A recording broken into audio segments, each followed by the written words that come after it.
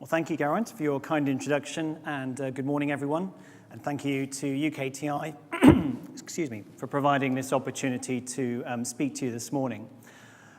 What I thought we would do is just take an overview of the work that was done on London 2012 and really just explore some of the themes and trends in what was done and maybe how those are influencing some of the events that are coming up. Just a quick slide for some of you who may not be familiar with Populous. We're a global design company and we specialize in the design of sports and major events. We've been lucky to work on a number of Olympic Games, but in particular we've been very fortunate to be engaged in London 2012 all the way through the process, a 10-year period, starting back in 2003 with the bid work, working with other colleagues on the MASTERPLAN. I myself spent 4 years working on the main stadium, which was a great privilege and wonderful to see that in action, both during the Olympics and now in the Paralympics. Some of the overlay work, which I'll maybe explain in a bit more detail for some of you who might not be so familiar with that, activation, and of course the ongoing work with transformation. Thought it might be useful just to touch again on just the scale of hosting an Olympic Games.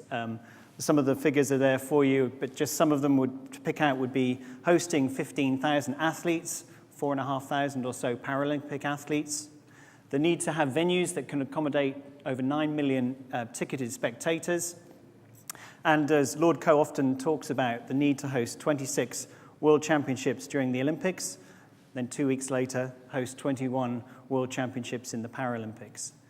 It's a major scale to host the Games. It requires a lot of people. And so I guess the question might be, well, why is there such demand for cities to host the Olympic Games?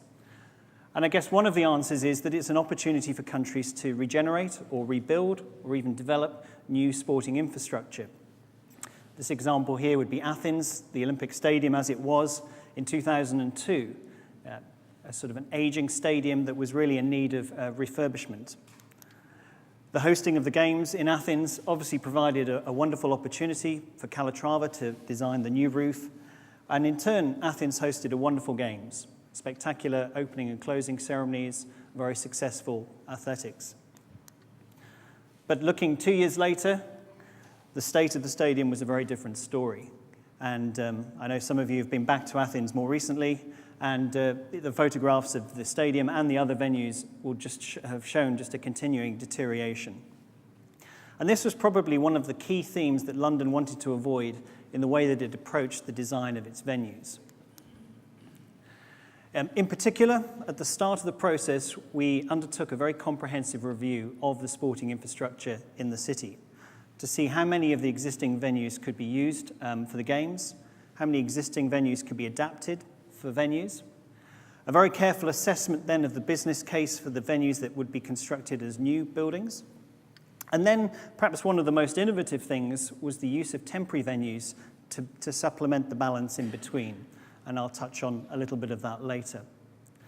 In essence, London was sort of divided into 3 clusters. In the top of the screen, the Olympic Park, probably the most visible part of the Games, very much part of an urban regeneration strategy to reinvigorate that eastern part of the city. In the center of the city, a collection of wonderful historic locations where a number of the events were hosted. And down at what was called the River Cluster, the North Greenwich Arena, or the O2 Arena that most of you would be familiar with, and a number of other venues there. This slide would just give you an example of those different types of categories. So on the left-hand side, existing venues in London that would host events, although interestingly, both of those projects were actually on our drawing boards when London was bidding for the Games. The middle column, the new buildings that were built for the Games, the Olympic Stadium and the Copper Box.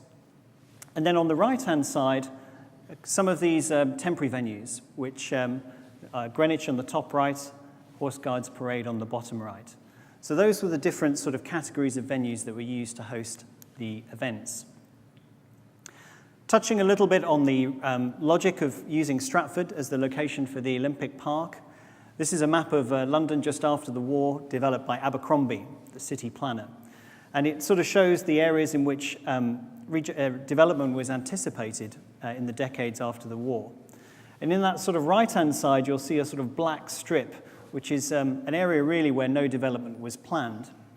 And that is exactly where the Olympic Park was located. Part of a strategy of regenerating that eastern part of the city, and also linking with the eastward expansion, which is where London is currently moving. Touching now on the master plan for the park itself, it's the largest park created in London for over 100 years. The River Lee sort of runs down the centre of it, and there are a series of sports venues that are set either side. One of the key things was to plug the master plan into the Westfield shopping centre, up at the top of the screen, and also the location of the athletes' village right in the heart of the park, making sure that the athletes were completely integrated with the Olympic experience.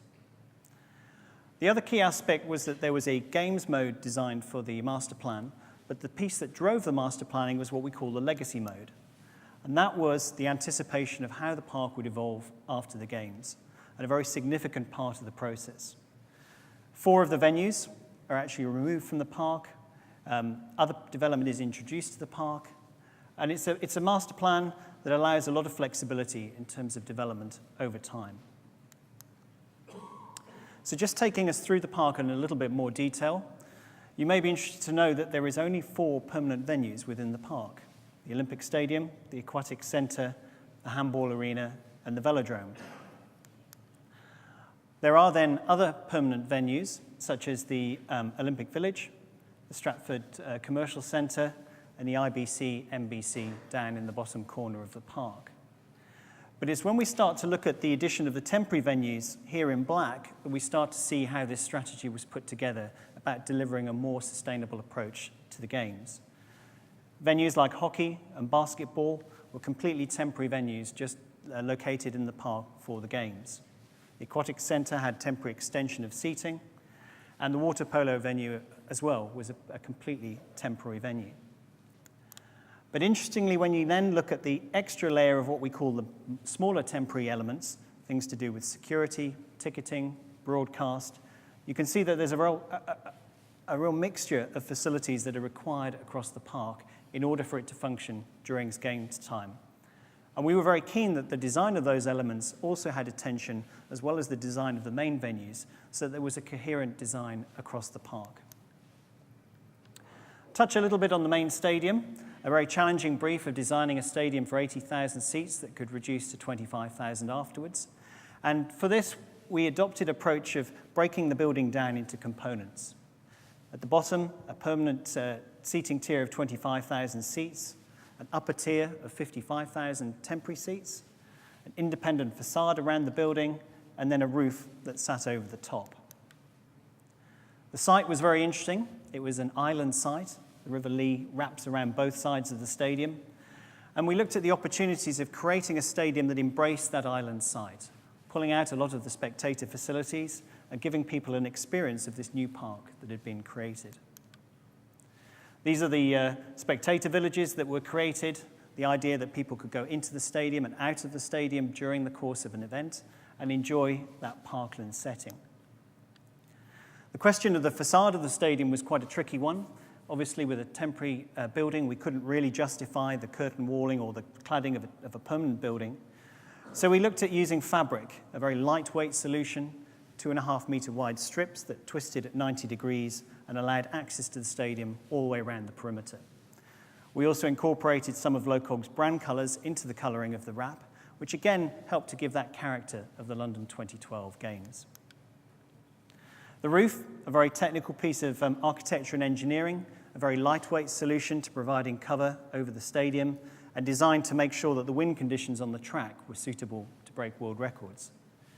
The other interesting aspect was the integration of the ceremony structure with the tripods around the outside of the compression truss that were designed to enable Danny Ball and his team to develop the opening ceremony, even though we were designing this several years before the ceremonies team came on board. And finally, and one of the things that I think has encouraged us most during the games is the intimate seating bowl. We've worked very hard to reduce the size of the stadium and get the spectators as close to the track and field as possible. And some of the atmosphere, I think, that we experienced has really shown how well that's worked. And a final slide on the stadium, and really showing how it's different from the approach to other stadia. In red, the outline of the Beijing Stadium, and in black, the outline of the London Stadium. And the result really of looking to reduce the embodied energy in construction, minimizing the amount of built form. And the added benefit, of course, is that the back row of the upper tier in London, in comparison to the back row of a comparable stadium, being much lower and much closer to the track, and therefore giving a much better spectator experience. So really a positive coming out of the environmental design approach. The second section I was going to touch on is the temporary overlay. And it's interesting to look at London's attitude to the number of temporary seats that were used. About 250,000 of the 750,000 seats in the games were actually temporary seats. And if we actually strip out the football stadia that we use for football, we get about two-thirds of the seats, of the Olympic seats, were actually temporary. And in comparison to the 3 previous games, we can see that London has effectively used the same amount of temporary seats as the previous 3 games combined. Now, we wanted to look at ways of designing those temporary elements, so we worked on a process of developing a kit of parts. And this allowed us to look at each of the temporary venues, map out the spectator experience from the transport, interchange, all the way through ticketing to the venue, and come up with a strategy that would allow the design of a series of different temporary venues. This is the hockey venue from the top of the park, giving an example of how all of those elements combine to create a completely temporary venue for the games. But there are a number of different interesting stories, and I'll just touch on those very briefly. The XL Centre, an existing convention centre, where we designed 5 temporary arenas to sit within the hall. In total, 144 athletic sessions were held in XL, which is actually more than the total of the Olympic Park combined.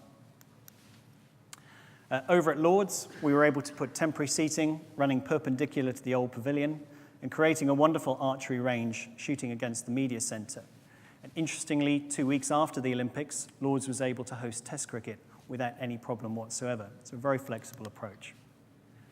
At Greenwich Park, a World Heritage Site, we would never have got permission to design a permanent facility, but a 23,000-seat arena that framed up the historic facade of the Queen's House, and provided a wonderful place for the pageantry of the equestrian events.